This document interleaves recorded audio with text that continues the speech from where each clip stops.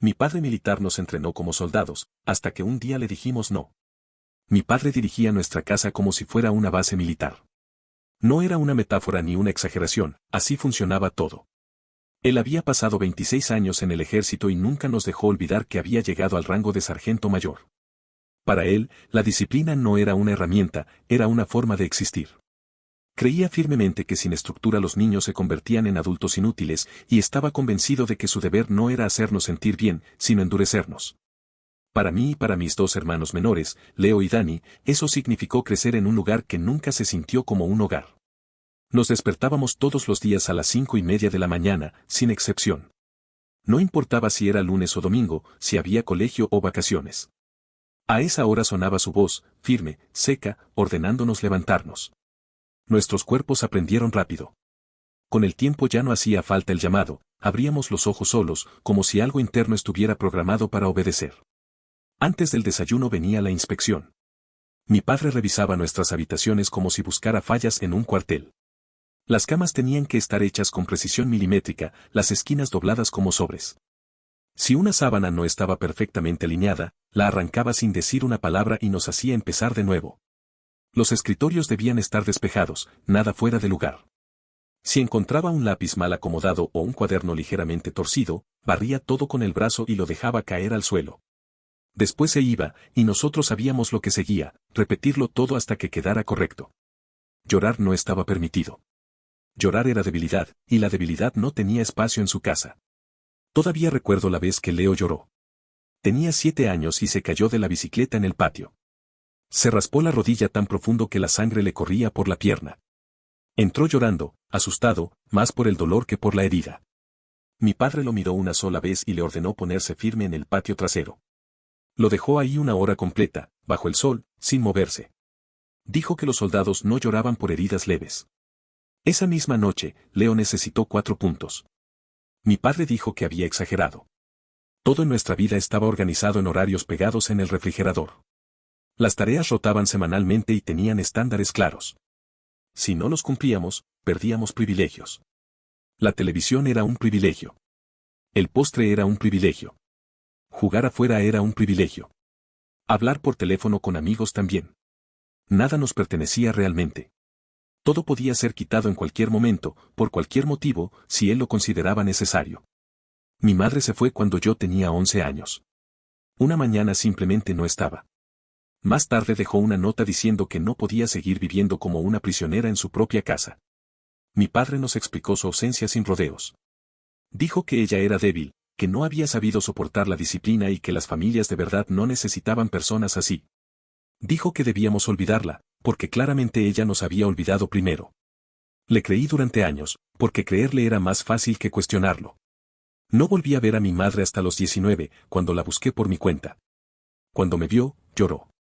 Dijo que dejarnos había sido la decisión más difícil de su vida, pero que quedarse la habría destruido por completo. No sonó como una excusa. Sonó como una verdad que había cargado demasiado tiempo. Yo también lloré, aunque me tomó esfuerzo permitirlo. La escuela no era un refugio. Era solo otro lugar donde fallar tenía consecuencias. Cualquier calificación por debajo de una A era inaceptable. Una vez, Dani sacó una B y en álgebra. Tenía 12 años.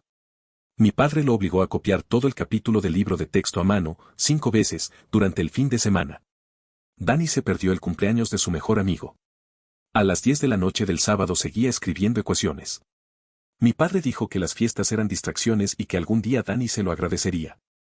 No se nos permitía tener opiniones propias si no coincidían con las de él. No podíamos cuestionar sus decisiones. No podíamos decir que no.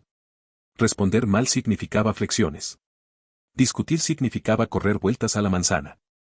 Negarse a una orden significaba quedarse sin comer. Yo pasé 3 noches seguidas sin cenar una vez, por decir que no quería entrar al programa de entrenamiento militar juvenil de la escuela. Mi padre dijo que era un desagradecido y que estaba intentando darme un futuro. Entré al programa. Odié cada segundo. Cuando cumplimos 18, los 3 nos fuimos. Yo me mudé para ir a la universidad al otro lado del país. Leo se unió a la Marina Mercante, más por la distancia que por vocación. Dani se fue a Portland y empezó a enseñar guitarra. Mi padre llamó a eso un desperdicio de potencial. Rara vez volvíamos a casa. cuando lo hacíamos, nada era suficiente. Mi apartamento estaba demasiado desordenado. La barba de Leo no era profesional. La carrera de Dani era vergonzosa. Siempre había algo mal. Siempre faltaba algo. Nunca éramos lo suficientemente buenos. Y aún así, cuando el año pasado mi padre anunció que recibiría un reconocimiento especial en su antigua base por 30 años de servicio, esperó que estuviéramos allí. Nos envió un correo con la fecha, la hora y una lista de reglas. Debíamos llegar exactamente 15 minutos antes. No hablar a menos que nos hablaran. Referirnos a él como sargento mayor frente a sus colegas. Dijo que ese era su momento y que debíamos respetarlo. Esa noche llamé a mis hermanos. Necesitaba saber qué pensaban. Leo dijo que no iba a ir. Dani dijo lo mismo. Sentí algo moverse dentro de mí en ese instante. Algo que llevaba años quieto. Me di cuenta de que yo tampoco quería ir. Y por primera vez, no sentí miedo inmediato por pensarlo. Esa noche, después de colgar con Leo y Dani, me quedé sentado en el sofá con el teléfono en la mano, mirando la pantalla apagada. Me di cuenta de algo que me incomodó más de lo que esperaba. Toda mi vida había seguido las órdenes de mi padre no porque estuviera de acuerdo con ellas, sino porque tenía miedo de lo que pasaría si no lo hacía. Miedo a las consecuencias, al castigo, al silencio. Pero ya no era un niño. Tenía 32 años, vivía solo, pagaba mis cuentas y tomaba mis propias decisiones. Mi padre ya no podía hacerme correr vueltas a la manzana ni dejarme sin cenar. No podía hacerme nada, a menos que yo se lo permitiera. Aún así, la idea de decirle que no me producía un nudo en el estómago. No era lógico, pero era real. Me recordé a mí mismo, una y otra vez, que ya no vivíamos bajo su techo. Que la distancia no era solo geográfica. Que la autoridad que él había ejercido durante años solo seguía existiendo si yo la aceptaba. La semana anterior a la ceremonia le envié el correo. Fue corto. Directo. Le dije que no asistiría. No di explicaciones. No ofrecí disculpas. Al día siguiente, Leo envió el suyo. Al otro día, Dani. 3 mensajes separados, 3 negativas claras. Ninguno de nosotros dio motivos. Mi padre siempre decía que las excusas eran para personas sin compromiso. Que o aparecías o no aparecías, y que las razones no importaban. Así que no le dimos ninguna. 3 días antes de la ceremonia, me encontré actualizando compulsivamente mi bandeja de entrada. Hacía clic en el botón, esperaba unos segundos, volvía a hacerlo. Nada. Mis manos temblaban ligeramente sobre el mouse. Imaginaba a mi padre abriendo su correo, leyendo los mensajes uno por uno. Imaginaba su mandíbula tensándose, esa expresión rígida que adoptaba cuando alguien desobedecía una orden directa. Me levanté de la silla y fui a la cocina. Me serví un vaso de agua y lo bebí de pie, apoyado contra el fregadero. Volví a la computadora. Actualicé el correo. Nada. Revisé la hora. Casi medianoche. La ceremonia sería en 3 días. Sabía exactamente cómo se desarrollaría porque él mismo había enviado el cronograma. Discurso de apertura a las 10. Reconocimiento a las 10:30. Recepción después del mediodía. Él estaría esperando que llegáramos 15 minutos antes. Estaría observando la entrada. Mirando su reloj. Nosotros no estaríamos ahí. Cerré la laptop a la fuerza, como si hacerlo evitara que algo más ocurriera. Esa noche dormí mal, despertándome varias veces sin saber por qué. Y aún así, en la mañana de la ceremonia, abrí los ojos exactamente a las 5:30. No había puesto la alarma. Mi cuerpo simplemente lo sabía. 20 años despertándome a esa hora habían dejado una marca profunda. Me quedé mirando el techo, escuchando el silencio de mi apartamento. No tenía que levantarme. No tenía que hacer la cama con esquinas perfectas. No habría inspección. Tomé el teléfono de la mesa de noche y abrí el chat grupal con mis hermanos. Escribí preguntando si estaban despiertos. Leo respondió casi de inmediato. Dani tardó un poco más, pero también contestó. Dijo que casi no había dormido.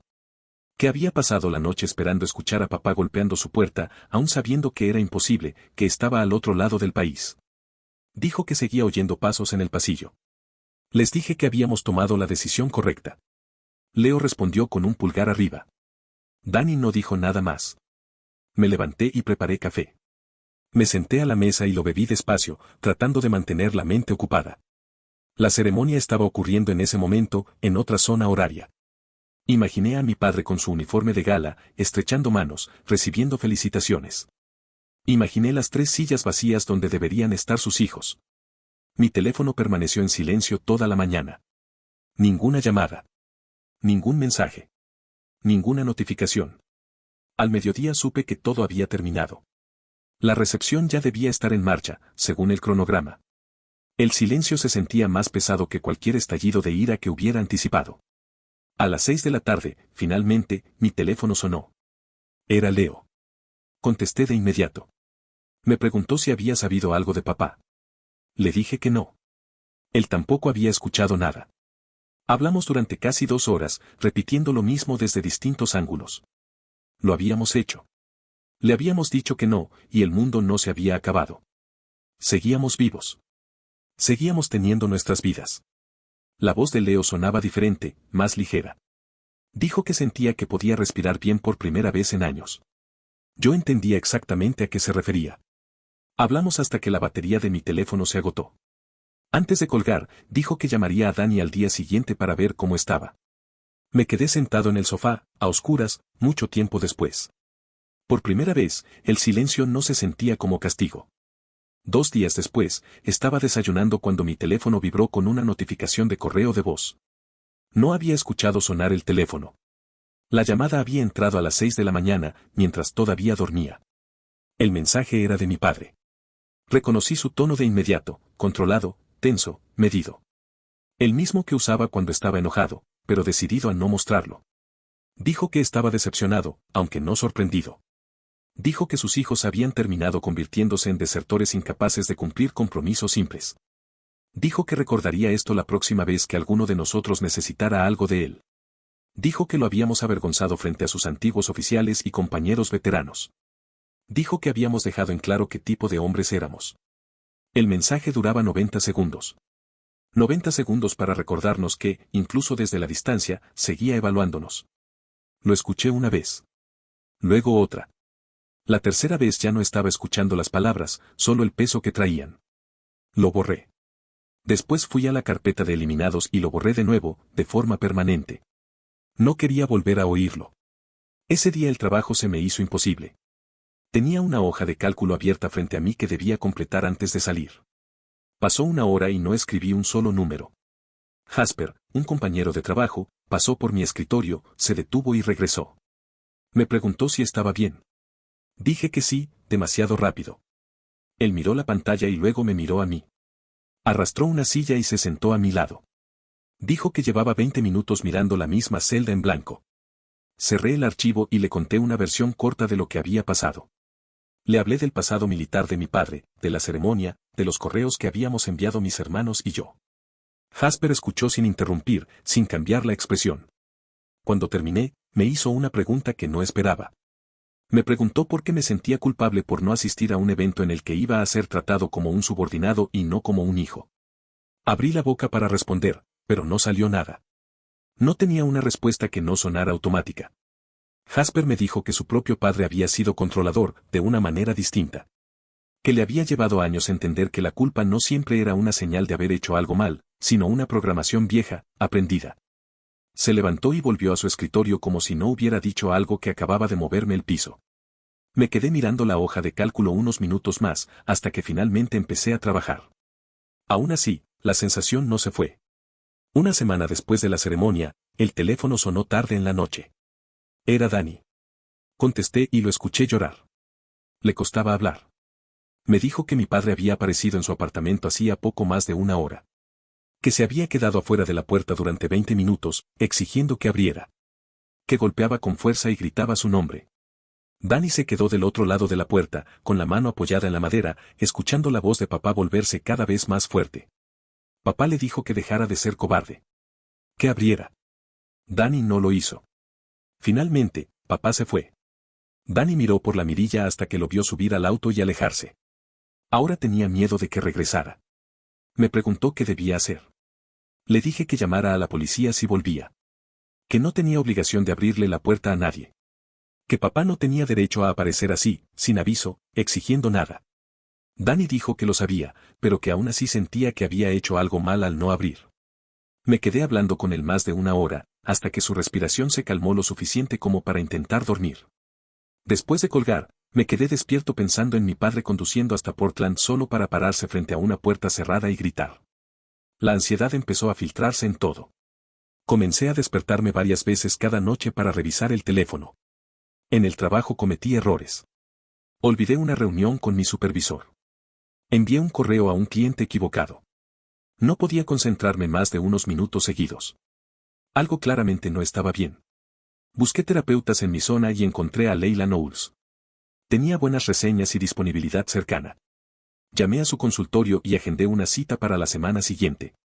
La primera sesión fue incómoda. Me senté frente a ella sin saber por dónde empezar. Ella me pidió que explicara por qué había ido. Le conté sobre la ceremonia. Le conté sobre mi infancia. Le hablé de las inspecciones, los castigos, la forma en que mi padre administraba la casa como una operación militar. Leila escuchó, tomó notas y no me interrumpió. Cuando terminé, me hizo una pregunta sencilla que me dejó quieto en la silla. Me preguntó si alguna vez había descrito mi infancia como abusiva. Le dije que no. Siempre la había llamado estricta, anticuada, simplemente la manera de ser de mi padre. Ella escribió algo en su cuaderno y dijo que hablaríamos más de eso en futuras sesiones. La hora terminó. Antes de irme, agendé otra cita. Las sesiones con Leila continuaron cada 2 semanas. Al principio me costaba hablar sin sentir que estaba exagerando, como si describir mi infancia con palabras más duras fuera una traición o una falta de respeto. Pero poco a poco empecé a decir las cosas tal como habían sido, sin suavizarlas. Hablé de la forma en que el miedo había sido una constante, de cómo aprendí a anticipar el enojo de mi padre antes incluso de que ocurriera. De cómo mi cuerpo reaccionaba todavía a ciertas horas del día como si siguiera esperando órdenes. Unos días después de la tercera sesión, recibí un correo de mi madre. La línea de asunto decía simplemente, quería saber cómo estás. Decía que se había enterado de lo ocurrido con la ceremonia a través de un conocido en común. No explicó quién. Me dijo que sentía que debía contarme algo sobre el pasado de mi padre. Escribió que el padre de papá había sido oficial militar de carrera. Que había tratado a mi padre exactamente de la misma manera en que él nos trató a nosotros. Inspecciones, castigos, estándares imposibles. Dijo que mi padre se alistó a los 18 años para escapar de su propia casa y que, sin darse cuenta, terminó convirtiéndose en lo mismo que había odiado. Aclaró algo importante, entender el patrón no justificaba nada. No me estaba pidiendo que lo perdonara ni que lo disculpara. Solo pensó que yo debía saber de dónde venía todo eso. Leí el correo varias veces. Imaginé a mi padre siendo niño, parado firme en su propio patio, reprimiendo el llanto. La imagen explicaba muchas cosas, pero no me hacía sentir alivio. Le respondí agradeciéndole por contármelo. No supe qué más decir. En el trabajo, los efectos de todo esto empezaron a aparecer de maneras inesperadas. Una mañana me pidieron que ayudara a entrenar a una nueva contratada. Se llamaba Jessica y se notaba nerviosa, de pie junto a mi escritorio con un cuaderno abierto y el bolígrafo listo. Le expliqué cómo funcionaba el sistema y la observé mientras ingresaba datos por primera vez. Cometió un error pequeño, puso un código en el campo equivocado. Sentí la mandíbula tensarse de inmediato. Abrí la boca para decirle que tenía que prestar más atención, que errores así no eran aceptables. La frase ya estaba saliendo cuando me di cuenta de que no era mi voz la que hablaba. Era la de mi padre. Me detuve a mitad de palabra. Jessica me miró, esperando el reproche. Respiré hondo y le dije que no pasaba nada, que todos cometían errores al aprender un sistema nuevo. Le mostré cómo corregirlo y repetí el proceso con calma. Me agradeció y sentí algo extraño en el pecho. Ser comprensivo no me salía de forma natural. Tenía que elegirlo de manera consciente. Durante el resto de la mañana, me descubrí varias veces a punto de reaccionar con dureza por cosas mínimas. Cada vez me detuve. Elegí otras palabras. Se sentía incómodo, como si estuviera siendo demasiado blando, pero sabía que esa incomodidad no era mía. Era una voz antigua, entrenada a base de miedo. El chat grupal con Leo y Dani estuvo activo durante semanas después de la ceremonia. Hablábamos a diario, compartíamos cosas simples, memes, comentarios sobre el trabajo. Evitábamos hablar de papá. Hasta que, de pronto, Dani dejó de responder. Pasaron 3 días sin noticias. Leo fue el primero en notarlo. Le escribí directamente a Dani preguntándole si estaba bien. No hubo respuesta. Al 4.º día, finalmente escribió en el chat. Dijo que había estado pensando y que tal vez deberíamos contactar a papá para calmar las cosas. Dijo que dejarlo todo así no se sentía bien, que la familia era importante. Leo respondió casi de inmediato, claramente molesto. Dijo que Dani estaba cediendo, que habíamos acordado mantenernos unidos. Que si uno de nosotros daba el brazo a torcer ahora, todo lo demás perdería sentido. Dani dijo que no estaba cediendo, que simplemente no quería pasar el resto de su vida evitando a nuestro padre. Los mensajes comenzaron a ir y venir con más intensidad. Leo dijo que Dani tenía miedo de ser el hijo malo. Dani respondió que el verdadero apoyo tal vez era permitirnos tomar decisiones distintas, incluso si eso implicaba intentar algo diferente con papá. Yo leía todo con el estómago revuelto, sintiendo cómo la vieja tensión familiar reaparecía. Finalmente escribí que cada uno tenía derecho a decidir qué hacer y que no había una respuesta correcta o incorrecta. Que apoyarnos no significaba obligarnos a elegir lo mismo. Después de eso, el chat quedó en silencio. 6 semanas después de la ceremonia, llegué del trabajo y encontré una carta en mi buzón. El remitente era mi padre. Me quedé de pie en el vestíbulo del edificio, sosteniéndola sin abrirla, sintiendo cómo me temblaban las manos. Durante años, cualquier cosa que viniera de él había significado una evaluación, una corrección, una advertencia. Dentro no había ninguna nota. Solo un recorte de periódico. El artículo hablaba de la ceremonia de jubilación y había una foto de papá con su uniforme de gala, estrechando la mano de su antiguo oficial al mando. El titular mencionaba 30 años de servicio dedicado. Nada más. Subí a mi apartamento y dejé el recorte sobre el mostrador de la cocina. Lo miré varias veces esa noche, intentando entender qué pretendía con eso. ¿Quería hacerme sentir culpable por no haber ido? ¿Mostrarme que todo había salido bien sin nosotros? ¿Recordarme lo que había perdido?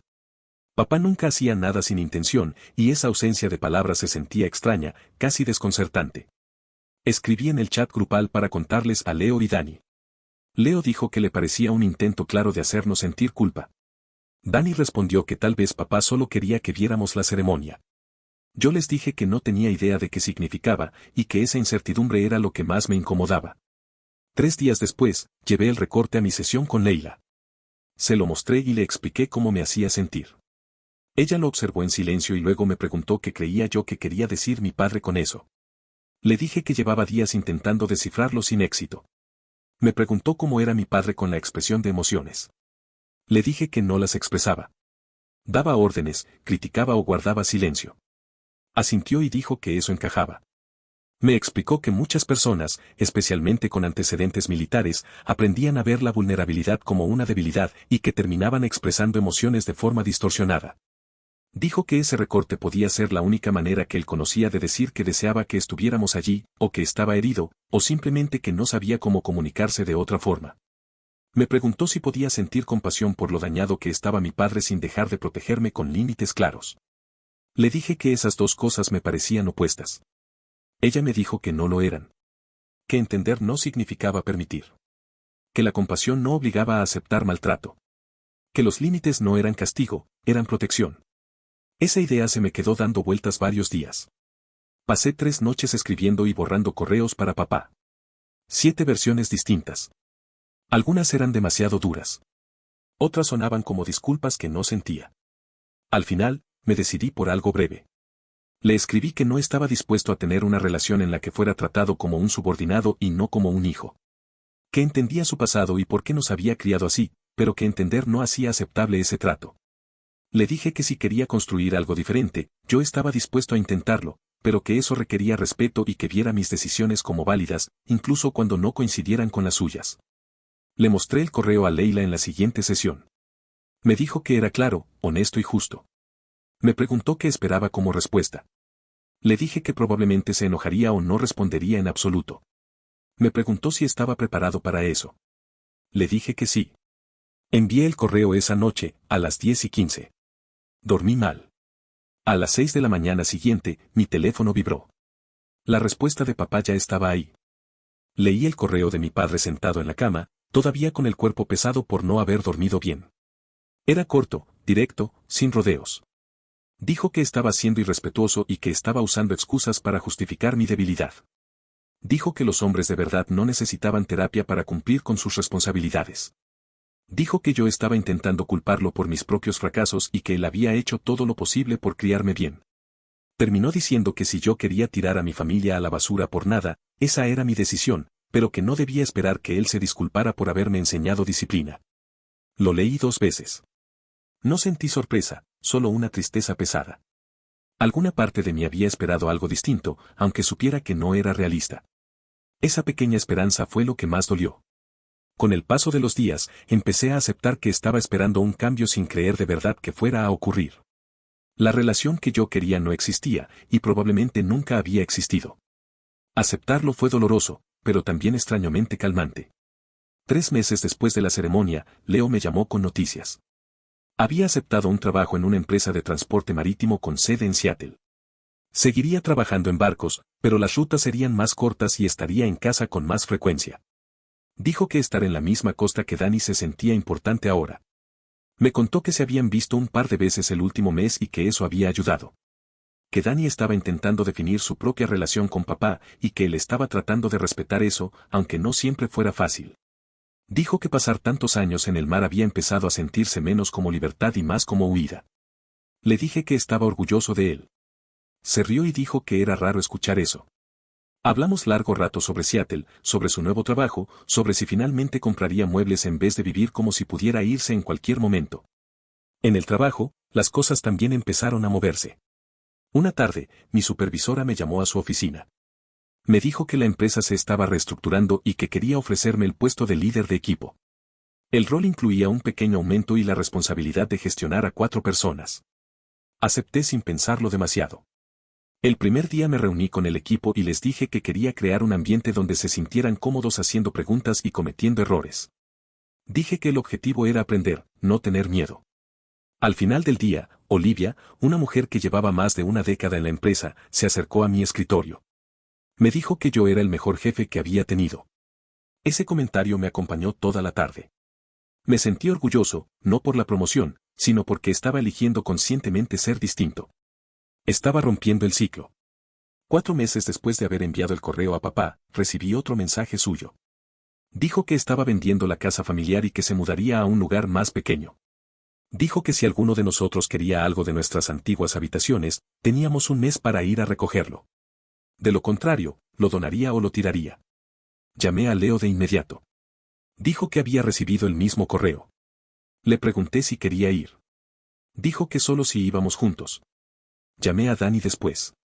Dijo exactamente lo mismo. Acordamos un día y establecimos reglas claras, iríamos los 3, no nos quedaríamos a solas con papá y lo haríamos rápido. Leo dijo que pasaría por Dani en Portland y que luego se encontrarían conmigo en la casa. Yo llegaría primero y mantendría a papá ocupado hasta que ellos llegaran. Decidimos tratarlo como un viaje de un solo día. Llegué un sábado a las 9 de la mañana. Papá ya estaba afuera, cargando cajas en su camioneta. Me saludó con la mano, sin decir nada. Entré a la casa y subí a mi antigua habitación. Todo estaba igual. La cama hecha con esquinas perfectas. El escritorio vacío, limpio. Abrí el armario y encontré algunos libros viejos y una caja con fotos de la secundaria. Las guardé sin detenerme demasiado. Leo y Dani llegaron unos 20 minutos después. Cada uno fue a su habitación. Apenas cruzamos palabras con papá. Él se quedó abajo o afuera la mayor parte del tiempo. Cuando terminamos y cargamos los autos, papá se paró en la entrada del garaje y nos miró a los 3. Dijo que la casa se veía demasiado vacía. Su voz era neutra, casi distante. Por un instante, no vi al hombre que me había dado miedo toda la vida, sino a alguien solo, parado en una casa que ya no le pertenecía. Eso me dio tristeza, pero no me hizo dudar. Nos despedimos y nos fuimos. Ninguno miró atrás. Durante el viaje de regreso, no hablamos mucho. Cada uno iba procesando la visita a su manera. Yo pensaba en esa imagen final de papá, parado en la entrada del garaje, diciendo que la casa se veía vacía. No sonó como una orden ni como una crítica. Sonó como una constatación. Aún así, no sentí culpa. Sentí algo más cercano a la aceptación. Unos días después, Leo me llamó y dijo que había estado pensando en algo que mencionó de pasada mientras conducíamos. Dijo que estaba cansado de que solo nos viéramos cuando algo malo pasaba. Que siempre parecía que nuestras conversaciones giraban alrededor de papá, del daño, de lo que nos había marcado. Dijo que quería que nos viéramos porque sí, no como reacción a una crisis. La idea me incomodó más de lo que esperaba. Durante años, cualquier cosa que sonara a obligación familiar me ponía en alerta. Dani fue quien lo dijo directamente en el chat grupal. Propuso que dejáramos de decir algún día y que eligiéramos una fecha concreta. que si no lo hacíamos, nunca iba a pasar. Leo sugirió 2 veces al año. Lo suficientemente frecuente como para ser real, pero no tanto como para sentirse como una carga. Elegimos fechas con 6 meses de diferencia. Yo las puse en mi calendario de inmediato, antes de que pudiera convencerme de que no era necesario. Nuestra primera reunión fue en marzo, en una cabaña alquilada en las montañas, a medio camino entre Seattle y Portland. Llegué el viernes por la tarde. Leo ya estaba allí, guardando bolsas del supermercado. Danny llegó 1 hora después con su guitarra y una caja de cerveza. Esa primera noche no hablamos de nada pesado. Hablamos de trabajo, de departamentos, de cosas pequeñas y normales. Al día siguiente caminamos hasta un lago cercano.